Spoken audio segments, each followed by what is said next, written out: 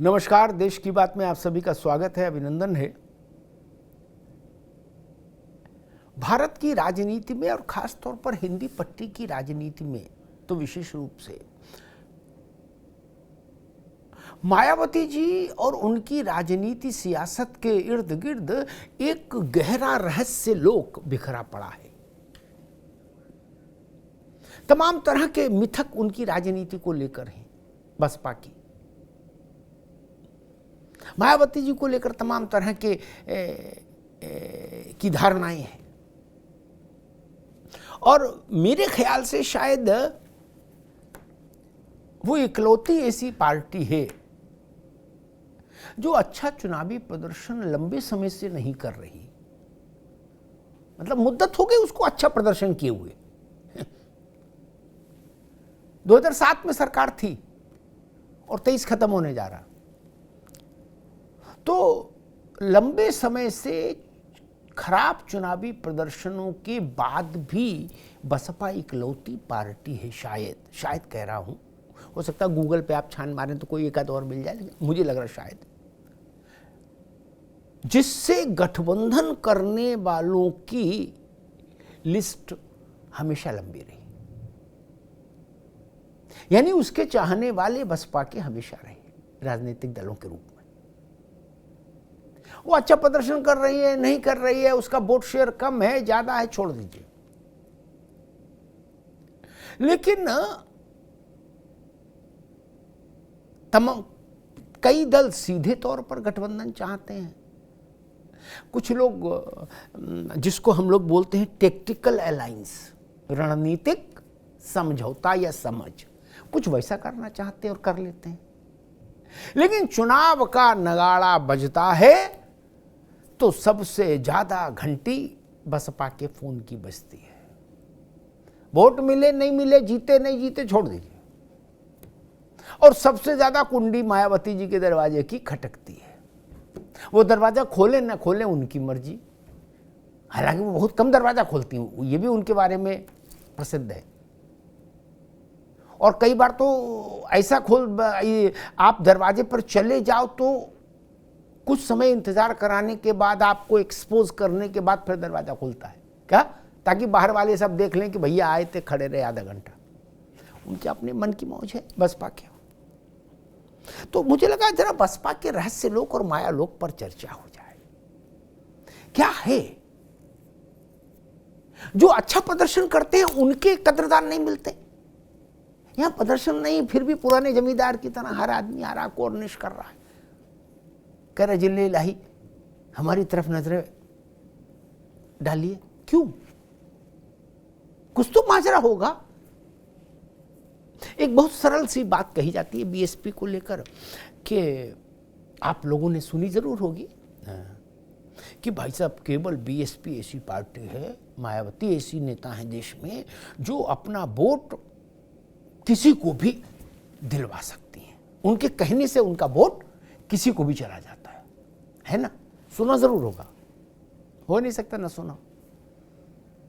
ये बात किसने फैलाई और कब फैलाई मुझे नहीं पता, लेकिन ये बात पूरे देश भर में, गांव गांव, खेड़े खेड़े तक है। आप पूछोगे कि मोदी जी वोट ट्रांसफर कर सकते हैं? लोग कहेंगे नहीं। अखिलेश यादव नहीं, ममता बनर्जी नहीं, सोनिया गांधी नहीं। बोले कौन कर सकता है? बोले मायावती। अब ये मोहर किसने लगाई? लगाने वाला कौन था भगवान जाने, लेकिन मोहर लग गई है। और इसी मोहर के चलते बसपा का मोल भाव करने का भाव हमेशा बाजार में ऊंचा रहा। उसका शेयर राजनीति के शेयर बाजार में हमेशा ऊंचा बिका। इसीलिए कंपनी परफॉर्मेंस दे नहीं दे कोई फर्क नहीं, शेयर ऊंचा है। अब आइए जरा देख लेते हैं कि क्या ये बात सच है कि बीएसपी अपना वोट किसी भी पार्टी को दिला सकती है, जिसके साथ वो अलायंस करे, गठबंधन करे, उसको वोट दिलवा सकती है? क्या ये है सच? बसपा का जलवा इसी धारणा पर है, उसका भाव इसी बात पर ऊंचा है। पीतल को सोने का भाव मिल जाए तो इससे अच्छा क्या हो सकता है। और कोई ये कहने को तैयार नहीं कि लाओ भाई पीतल को कसौटी भी, इसको कसौटी पे तो कसले सोना है कि पीतल है, ये कोई कहने को तैयार नहीं। कोई है नहीं, सब कुंडी खटखटा रहे कि द्वार खड़ा तेरे हैं, अपने हाथ बढ़ाओ है। तो मैंने सोचा जरा इस पर पड़ताल कर लूं, और पड़ताल करने के बाद जो नतीजा आए आप लोगों से भी बात उस पर चर्चा कर लूं। तो ये तो देश की बात है। और देश की बात क्या, अपने अब तक के जन्म से लेके अब तक के पूरे राजनीतिक जीवन यात्रा में बीएसपी ने right from Kanshiram ji to Mayawati, मेरे ख्याल से चुनाव पूर्व, अगर मैं सही याद कर पा रहा हूं, 3 गठबंधन किए। 2 कांशीराम ने किए थे अपने हाथ से और 1 बहन जी ने किया। ठीक, पहला गठबंधन चुनाव पूर्व हुआ कांशीराम और मुलायम सिंह यादव के बीच में। ठीक, और ये तब हुआ जब मुलायम सिंह भी बड़े नेता थे, उनका भी सितारा बुलंदी पे था, और कांशीराम भी बड़े नेता थे। 1993 अयोध्या में ढांचा गिर चुका था। उस समय एक नारा आया जब कांशीराम और मुलायम सिंह का अलायंस हुआ, मिले मुलायम कांशीराम, हवा में उड़ गए जय श्री राम। ये नारा आया। अब इस नारे के बाद जो रिजल्ट आया, उस रिजल्ट ने ये बता दिया कि नारा फर्जी निकला। क्या ये नारा, ये बात भी बहुत शायद ही कम लोगों ने कभी सोची हो कि हवा में उड़ गए जय श्री राम वाला नारा फर्जी निकला, लद्दड़ निकला, टाइम फिस। पूछिए क्यों।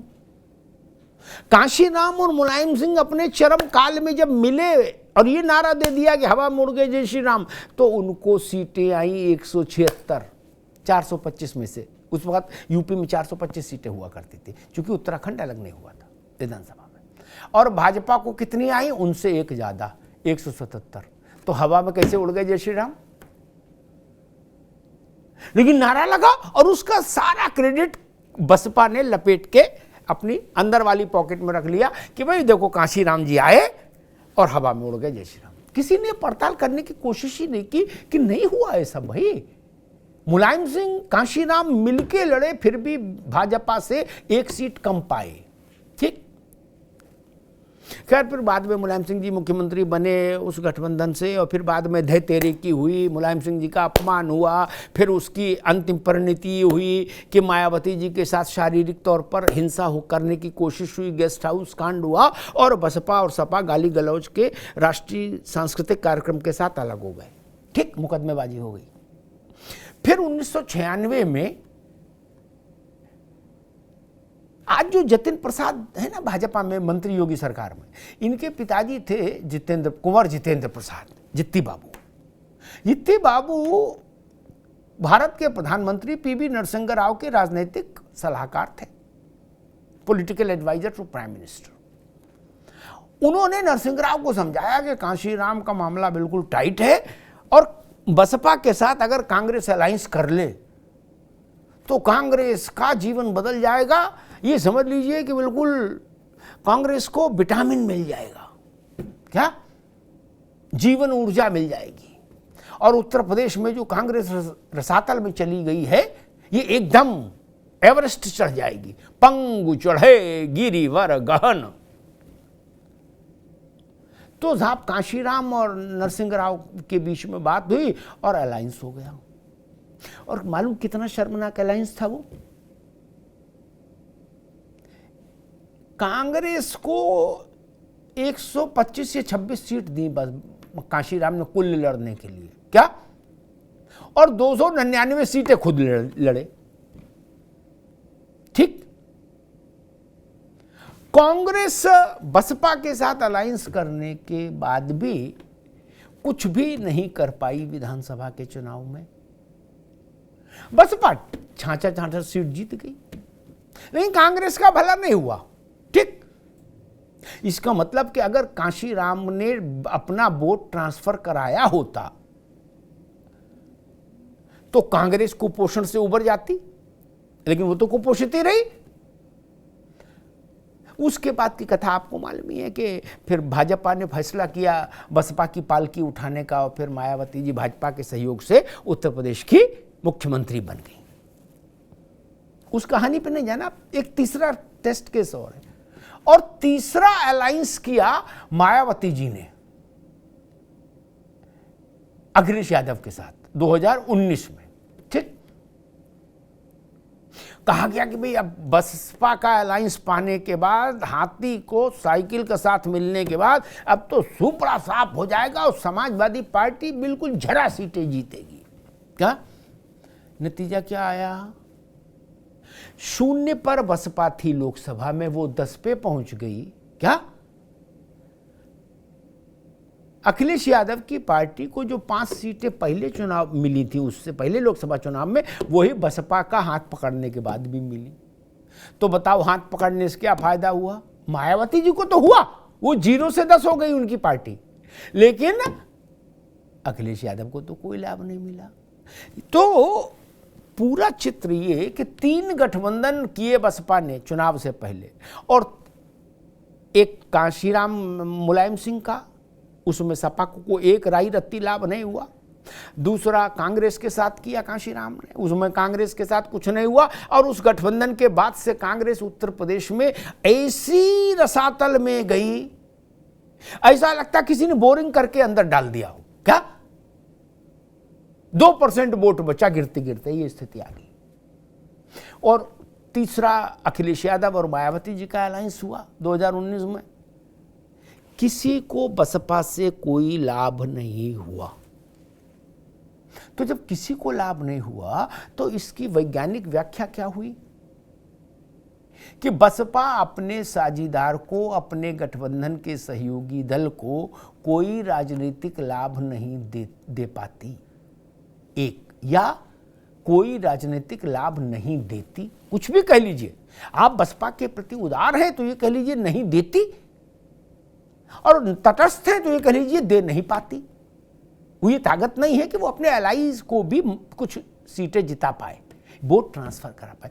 ये सत्य स्थापित हो गया वैज्ञानिक आधार पर। उसके बाद भी बसपा और मायावती जी का ये सिक्का सियासत के बाजार में खरे सिक्के की तरह चल रहा है कि भाई गठबंधन हो तो बसपा से हो। कहा जाता है भाजपा के साथ टैक्टिकल अलायंस है, वो विपक्षी दल कहते हैं। बसपा का भाजपा के साथ टैक्टिकल अलायंस है। समाजवादी पार्टी लगातार कोशिश कर ही रही है कि बसपा के साथ कुछ बात बन जाए। अभी कुछ ऐसी खबरें भी चलवाई गई थी, मायावती ने उन खबरों पर पलटवार किया और ये सवाल उठाया कि समाजवादी पार्टी इन खबरों का खंडन क्यों नहीं करती। लेकिन सपा ने खंडन करने का जोखिम नहीं उठाया। जिन खबरों में कहा गया था कि रामगोपाल यादव मायावती से मिले और वो इस कोशिश में है कि अलायंस हो जाए, सपा को खंडन करना चाहिए था। मायावती जी ने जितना प्रखर और मुखर और तीखा हमला किया सपा पे, सपा को खंडन करना चाहिए था। सपा ने वो हिम्मत नहीं जुटाई। अब कहने वाले ये भी कह रहे हैं कि कांग्रेस भी लगी है, जयंत चौधरी भी लगे हैं, तो लगे सब हैं कि बसपा से अलायंस हो जाए। अब है ना, रिजल्ट सबको पता है क्या रहा है पूर्व में। उसके बाद भी बसपा का ये सिक्का तो चल रहा। सबसे ज्यादा डिमांड में अगर कोई पार्टी है अलायंस के लिए तो बसपा है। इसी को बोलते उल्टे बांस बरेली को। रिजल्ट दें नहीं दें फिर भी सबसे ज्यादा डिमांड में। अब इसको आप एक लाइन में अगर कहें तो ऐसे कह सकते हैं, फिल्म ना चले या ना चले, या लगातार फिल्में फ्लॉप हो, उसके बाद भी अगर किसी एक्टर के दरवाजे पर प्रोड्यूसर और डायरेक्टर कुंडी खटखटाते रहें तो इसका मतलब उस एक्टर में कुछ तो है। कुछ यही स्थिति बसपा की है। धन्यवाद।